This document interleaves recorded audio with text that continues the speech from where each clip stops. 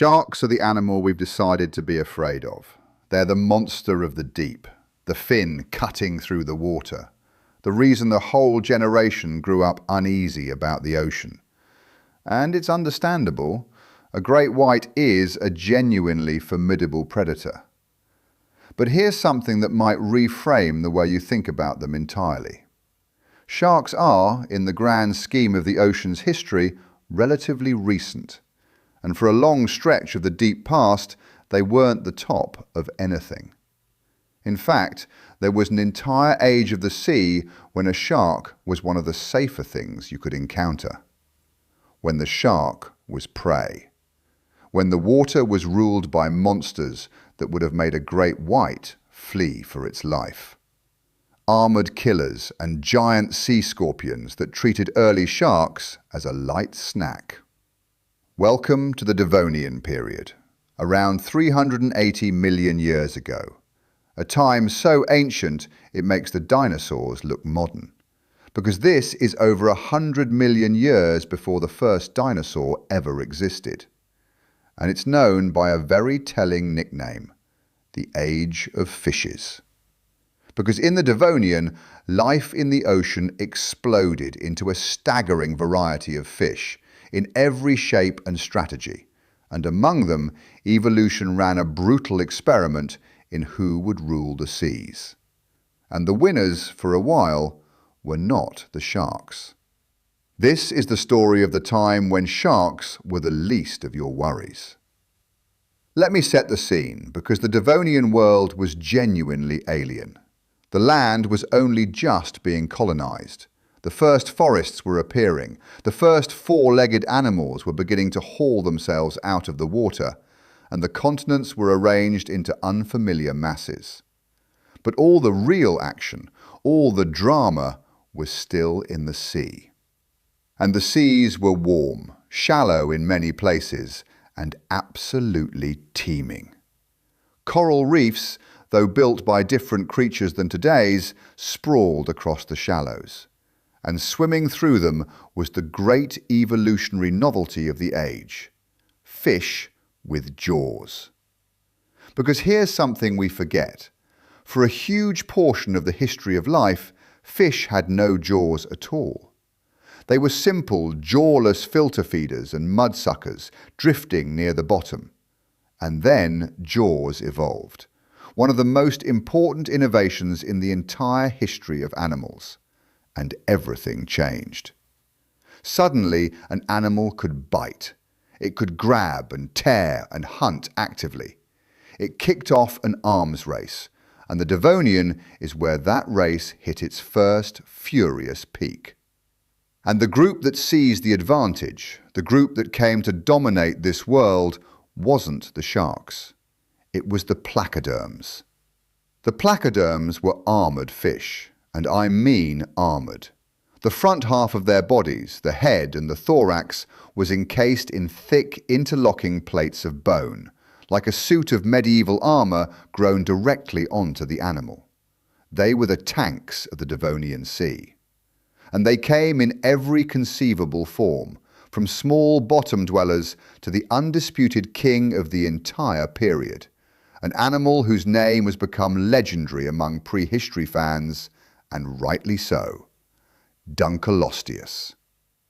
Now, Dunkleosteus is an animal whose reputation has been inflated over the years, so let me give you the honest, current picture, because the real animal is terrifying enough without the exaggeration.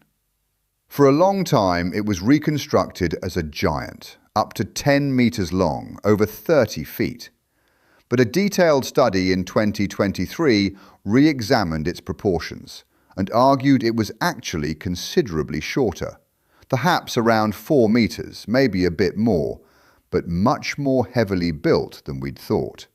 A short, thick, immensely powerful torpedo of an animal.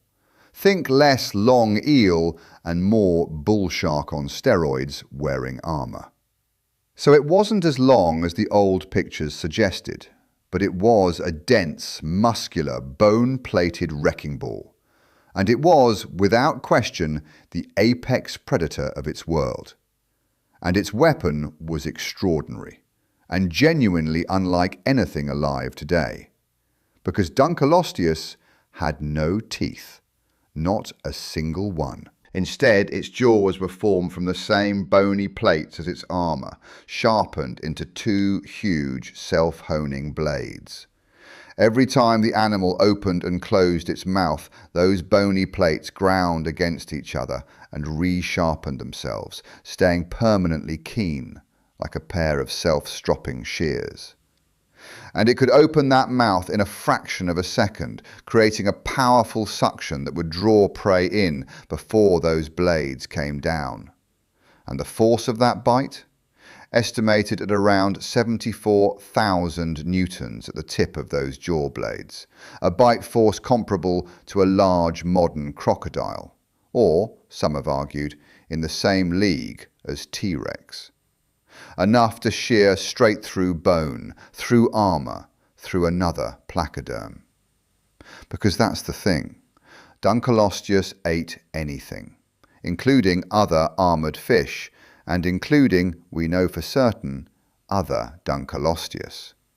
We found their fossils bearing the bite marks of their own kind. This was an animal so dangerous that its main predator was itself. So already in Dunkleosteus you have a predator that a great white shark would have been utterly outmatched by. But it wasn't the only nightmare in these waters, because the placoderms had company. And some of it came not from the fish at all, but from the arthropods.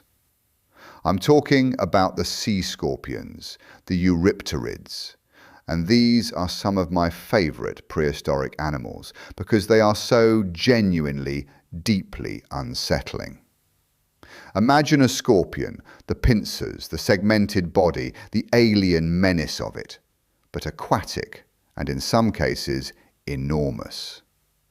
The Devonian and the period just before it were the golden age of these creatures, and the largest of them all is a monster called Jaekelopterus. Jaekelopterus was, as far as we know, the largest arthropod that has ever existed, bigger than any insect, any crab, any spider, ever. It reached around 2.5 meters in length, over 8 feet, a sea scorpion the size of a person. And it was an active visual predator, with good eyesight and a pair of large, spiked, grasping claws at the front, which it used to seize prey and pull it apart.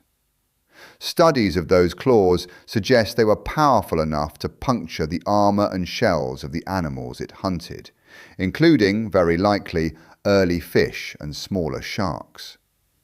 Picture that. An 8-foot armoured sea scorpion, cruising the shallows, hunting with its eyes, reaching out with spiked claws to grab and crush anything it could catch. If you were a shark in the Devonian, this is the sort of thing you had nightmares about. So where does that leave the sharks? Because they were there. This is when sharks were first really getting started. And the classic example is a fish called Cladocelarchae. Now, Cladocelarchae was a genuine early shark, and by the standards of the time it was a capable, streamlined, fast predator. But it was about the size of a person, maybe 6 feet, and crucially, it was swimming in a world ruled by things far bigger and far more heavily armed than itself. To a Dunkleosteus, a Cladocelarchae was a snack. To a giant sea scorpion, it was prey. The shark, the animal we've built into the ultimate ocean predator, spent the age of fishes very much in the middle of the food chain, hunting the small stuff and being hunted by the big stuff. Which is exactly the point of this whole story. In the Devonian, if a shark showed up, you'd have been relieved, because a shark meant the real monsters weren't around. And not everything giant in these seas was a killer, which is a nice reminder that the ocean has always had its gentle giants too. Dunkleosteus had a close cousin called Titanichthys, a placoderm that rivaled it in size, one of the largest animals of the entire period. But Titanichthys had a very different lifestyle. Its jaws were weak and lacked the sharp shearing plates of Dunkleosteus, and studies of its jaw mechanics suggest it was almost certainly a filter feeder, one of the earliest giant filter feeders in the history of life, cruising through the water, gulping down clouds of tiny plankton, the way a basking shark or a whale does today. So even in this age of armoured killers, evolution was already experimenting with the peaceful, big and gentle strategy. A small mercy in a merciless sea. So that's the Devonian Ocean, ruled by armoured, self-sharpening tanks, patrolled by giant sea scorpions, with sharks scrambling for survival somewhere in the middle. It sounds like it could go on forever, but it didn't, because the age of fishes came to a catastrophic end.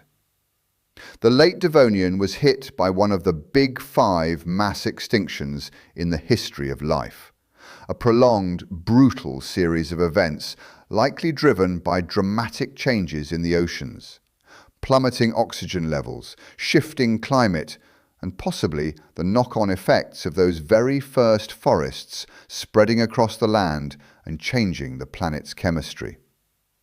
And this extinction fell especially hard on marine life.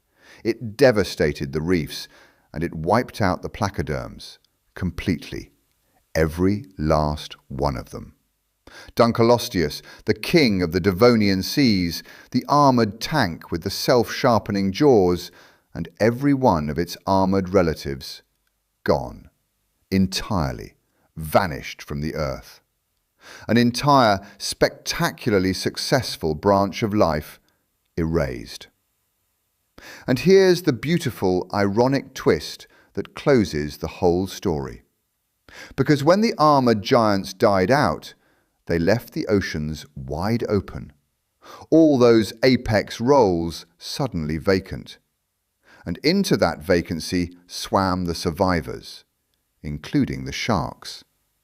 Freed from the tyranny of the placoderms and the giant sea scorpions, the sharks diversified and grew and rose.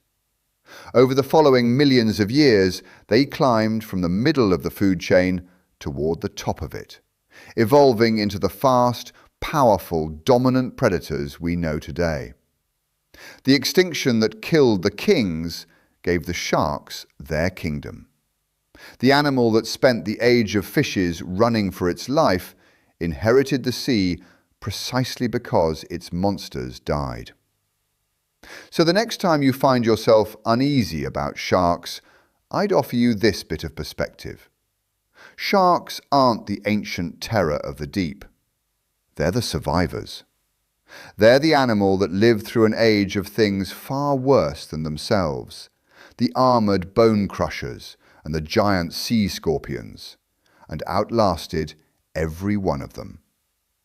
When we look at a great white and see the ultimate ocean predator, we're really looking at the last one standing after a competition we can barely imagine, played out 380 million years ago in a sea full of genuine monsters.